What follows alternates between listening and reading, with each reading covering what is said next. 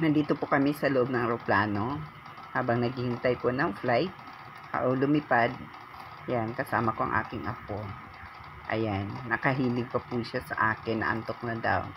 Ayan, unti-unti na po yan lilipad. Ngayon nandyan na po kami nakababa na po nga para kami sa Tacloban. Ayan, papunta na po kami ngayon ng San Juanico Bridge. Ayan na po nakarating na po kami ngayon dyan sa amin, sa Abuyog Leyte, kung saan malapit yung tinirhan namin sa tabing dagat. Ayan po yung aming tinirhan na bahay. Ito yung harapan ng bahay. Ito yung aking apo. At ito naman yung bahay namin sa probinsya. Ayan. Yung aking apo, yung view ng harap ng bahay namin. Okay. Diyan naman yan sa Tacloban, kumakain kami. Ayan, nung pauwi na po kami niyan, papuntang Maynila. Ayan, nakaupo na po yung apo ko. Ayan. So, ayan po, no?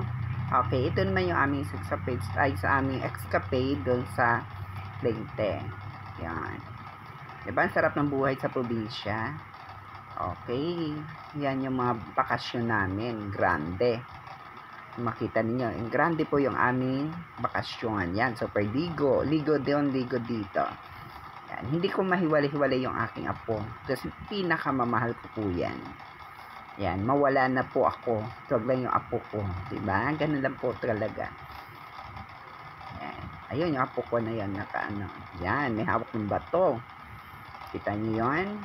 Ayan naman ako, super pa-cute. Hindi naman cute, diba? Ayan. Yan yung tinirahan namin bago kami umalis papuntang Maynila. Ayan. Ito, family bonding po namin kasama yung mga apo ko. Ito naman yung sa probinsya. Ayan, nagpakita na po si Haring Araw. Sunrise, no? Ayan na po si Haring Araw, nagpakita na po dito. Na po sa... Maganda po. Yan. Diba, tahimik pa ang dagat. Hindi ganun kaalon.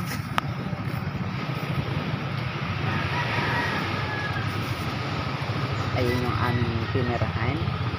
Okay, nandito po kami sa Odjongan. Okay, Odjongan River po. Ayan po sila. O, nakikita nyo po. Okay, ilog. Wow. Nakita nyo, dami naglalaba, maraming di ba? Sarap-sarap na nila. Ayan. Okay, so nakikita nyo po, ang dami po talaga, ang linis po ng water. Mainit kasi may mga puno. Ito naman yung papunta kami Baguio. Okay, kita nyo may mga palay nakatanim sa kalsada. Diba, layo-layo mga bahay dyan tricycle ang sinakyan ko dyan. Ayan, medyo mahaba lang yung lalakbayin namin. Ayan, ano tayo ngayon?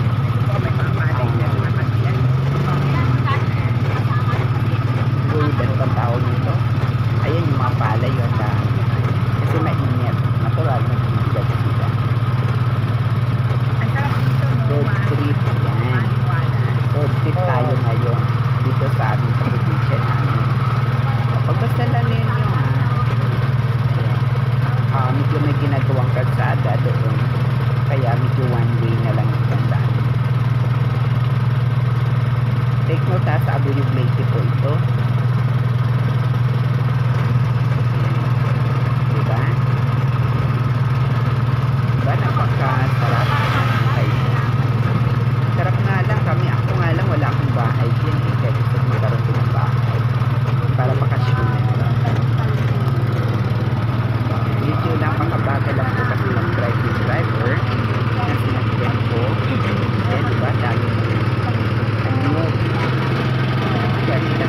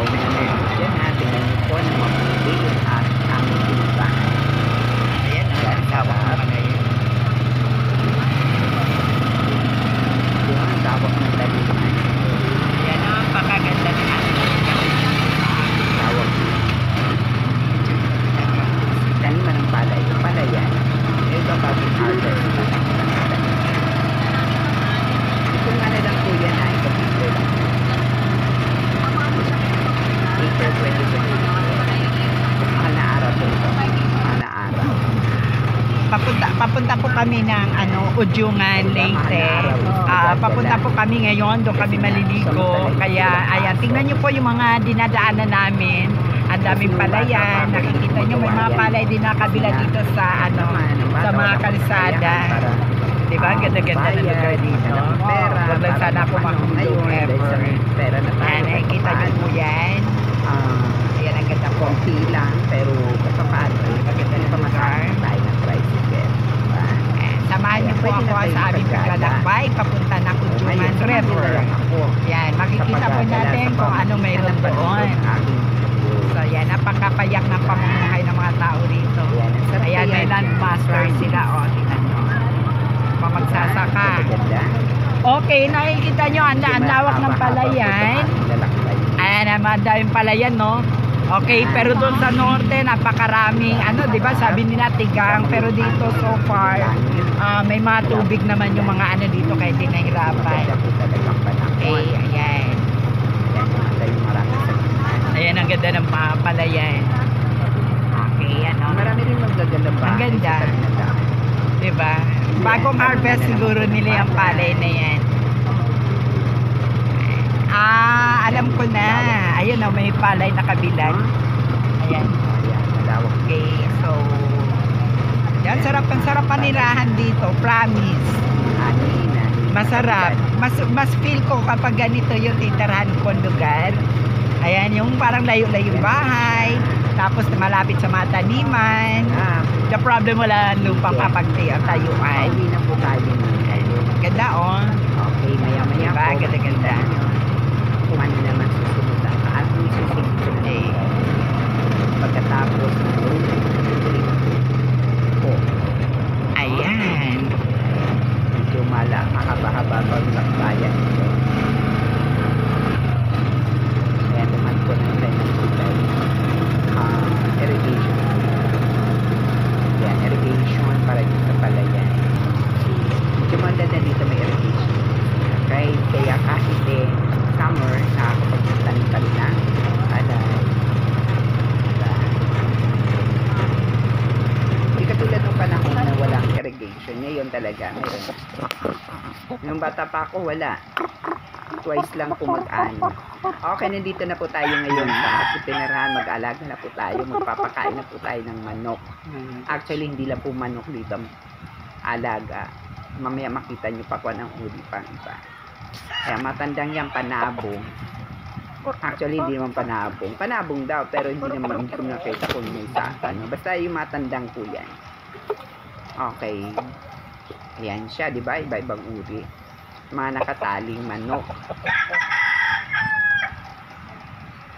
Yan. Sarap pa yan. Nagkatay sila dati ng ganyan. Nilagyan ng agata. No? Ang tumitilaw pa po yung manok. So marami-rami rin nagpapalitan sila, diba? At mayroon din papalitan lang sila. Iba pang uri ng hayop dito. Mamaya-maya papakita ko sa inyo kung ano yun. Ayan. Kung hindi pa ako nagkamali, correct me if I'm wrong, yung kabaya ay pabo. No? Pabo yata. Kaya hindi ako nagkamali, ha? Pabo. Yan siya. Bakit lumibig pa? Binigyan ko po yan sila ng sapal. Kasi kumakain naman sila dumalaki. Ganun. Ayan yung malaki. Yung lumalapad yung niya. Ano yung natatakot Hindi ko alam kung bakit lumalapad yung kanya. Or nagagalit. Mga balahibo. Ayan, Yan. Hindi ko alam kung natatakot o nagagalit. Hindi ko alam. Hindi ko inaral ng kanyang ugali. O diba? Pati ugali ng hayop nag-aaralan. Ayan. Ayan, no? Yan. Ang sarap kaya dito sa probinsya. Natatakot. Baka nagugutom. Dito lang po yan sa tabi ng dagat din, ha? Mga alaga. Yan.